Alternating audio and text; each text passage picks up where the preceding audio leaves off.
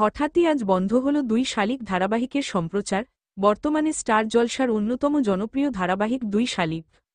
ধারাবাহিকটি শুরু থেকেই টিআরপি তালিকায় অনেকটাই এগিয়ে।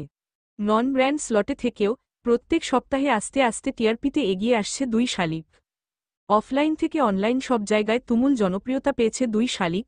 এত জনপ্রিয়তা পাওয়ার অন্যতম কারণ ধারাবাহিকে জমজমাট এপিসোড এবং গল্প খুব দ্রুত এগিয়ে যাচ্ছে, যার কারণে ধারাবাহিকে কোনো বোরিংনেস নেই।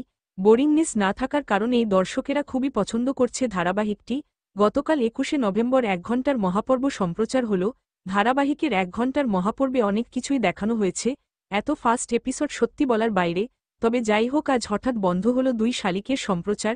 কিন্তু কেন? ২১ নভেম্বর ১ ঘণ্টার মহাপর্ব সম্প্রচার হয়েছিল, যার কারণে সম্প্রচার হয়নি তেঁতুল পাতা ধারাবাহিকের। আজ ২২শে নভেম্বর তেঁতুল পাতা ধারাবাহিকের ১ ঘণ্টার মহাপর্ব সম্প্রচার হবে বিকেল ৫:৩০ থেকে, অর্থাৎ দুই শালিকের স্লটে সন্ধে ৬:৩০ পর্যন্ত, যার কারণেই আজ বন্ধ থাকবে দুই শালিকের সম্প্রচার।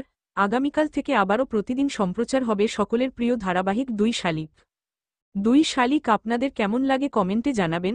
বাংলা বিনোদনের এই ধরনের সকল আপডেট সবার আগে পেতে চ্যানেলটি সাবস্ক্রাইব করে পাশে থাকা বেল আইকনটি বাজিয়ে দিন। ধন্যবাদ।